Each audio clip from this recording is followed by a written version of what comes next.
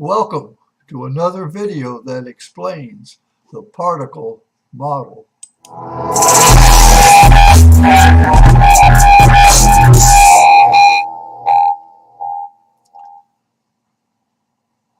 Well, today's video is the start of a series of videos I'm going to do on experiments with circuits.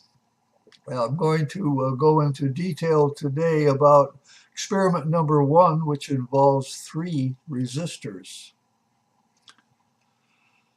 Okay, here are the 3 experiments. The overall intent of the experiments is to show that an electrical circuit can be considered mechanical and gravitational, not electrical. And the first one is an experiment using 3 resistors, and this is to show the effect of shielding in a circuit. The second one involves an experiment that takes initially 2 resistors and does the measurements, and then adds a resistor and does another set. And this is to help find the constants for the particle model equation for a circuit. And the third one is about parallel resistors, to show that G2 gravity is what makes the parallel resistors work. But today it's the 3 resistor experiment. There are 6 videos on what I call our DC circuits, because I'm using a battery or power supply, not AC, and they pertain to these experiments. And here's 2 of them.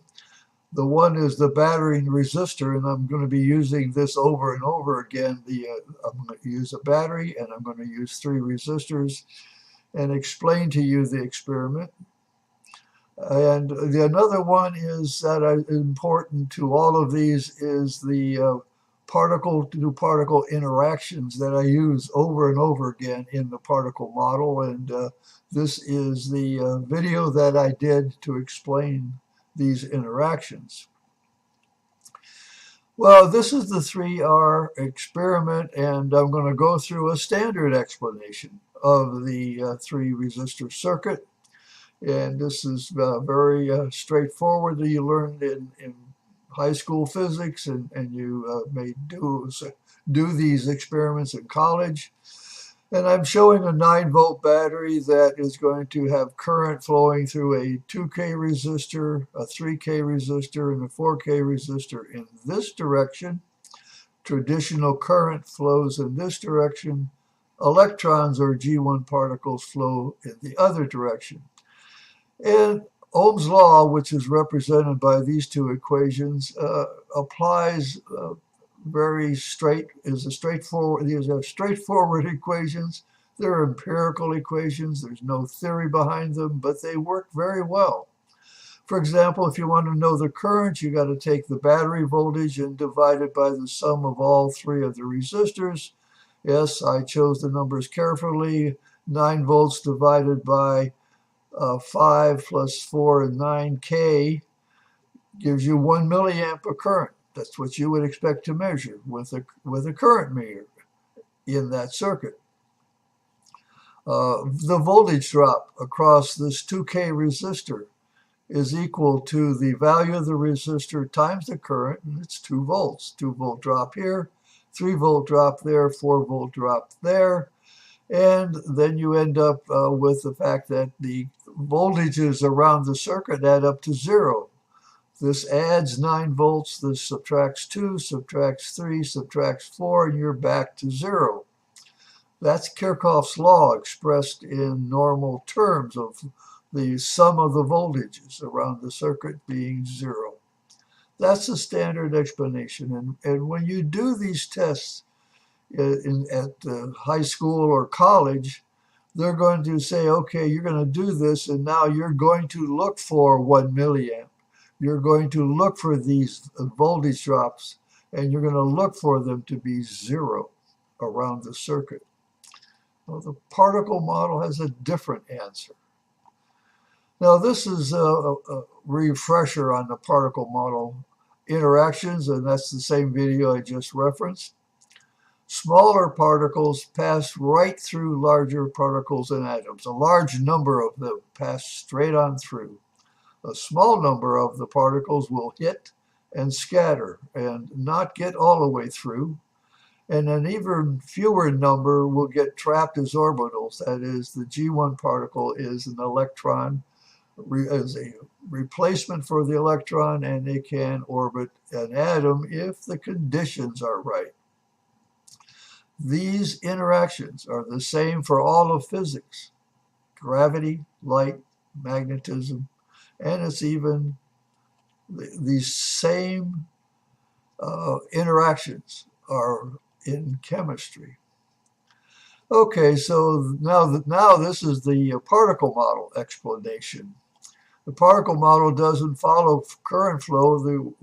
Being a particle model, we follow electron flow in this direction, and the understanding is that you get G1 particles coming out of the battery, flowing in this direction.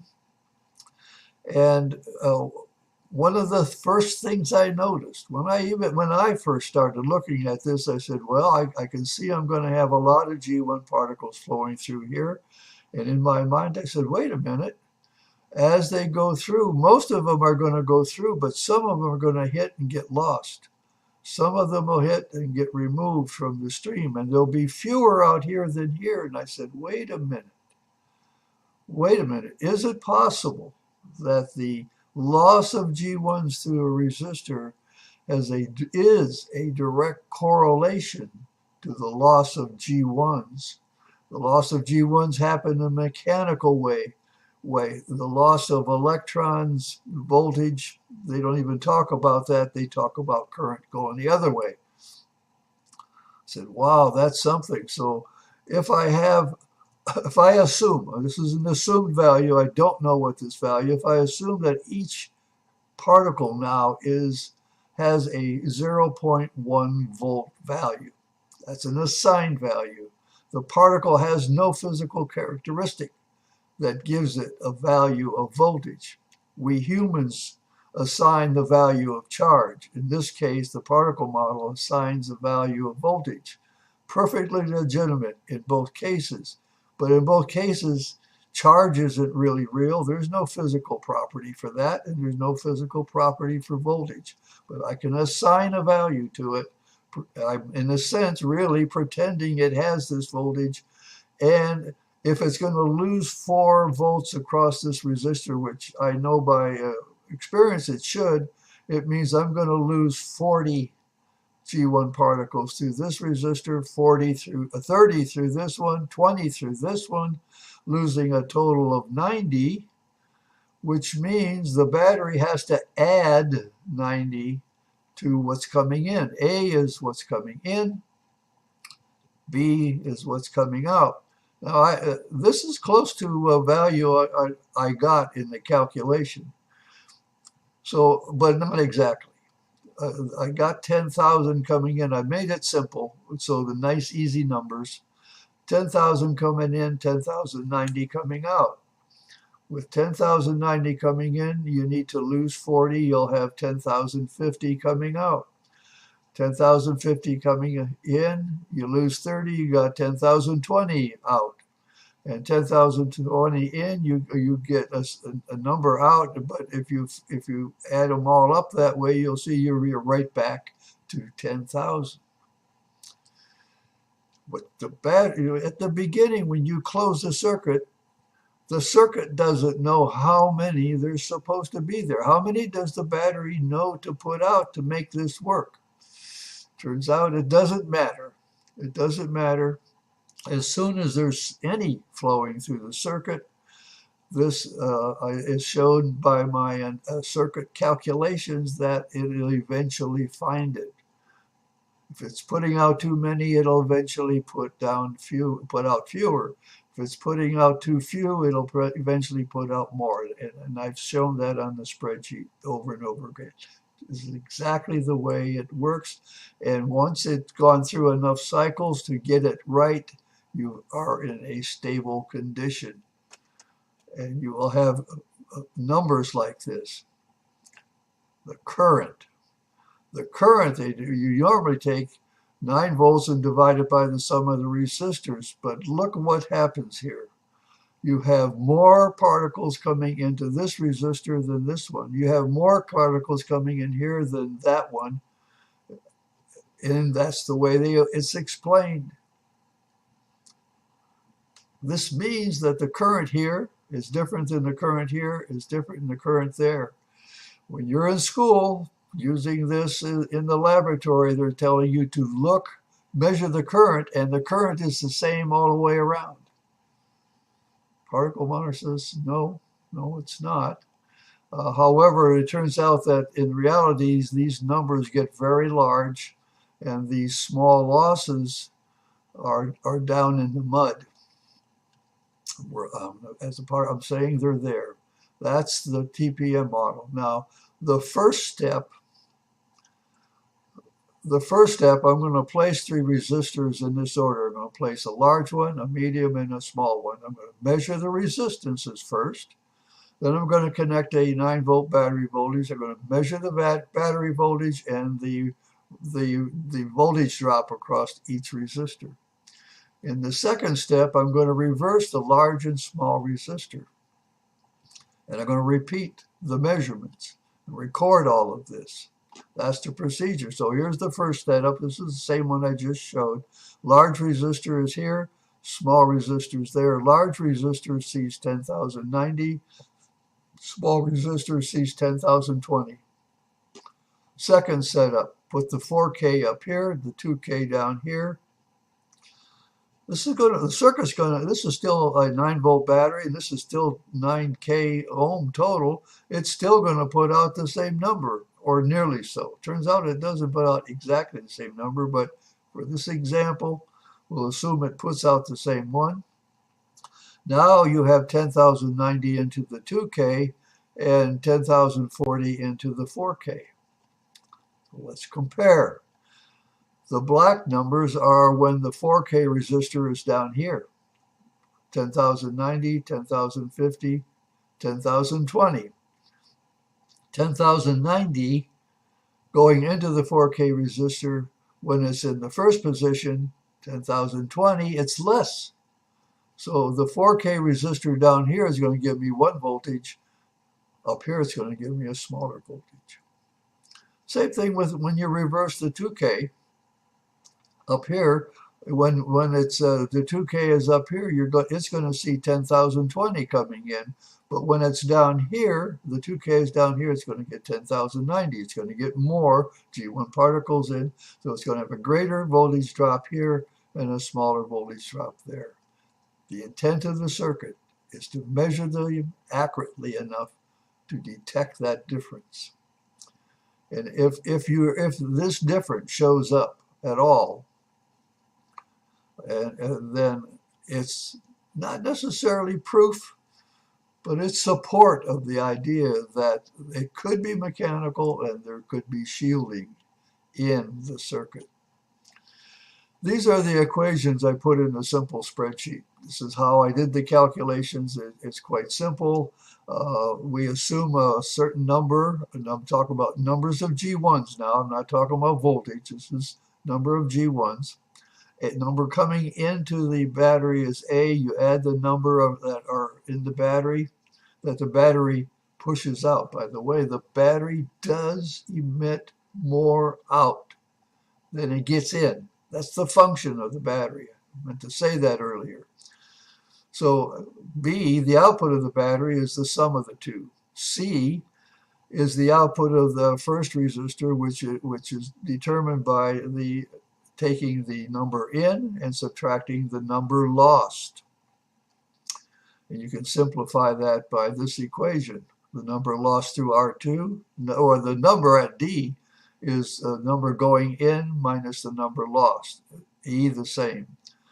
You can combine all these. And this is ultimately the equation for the number of particles at E, given if you knew what was at A, where you use this equation.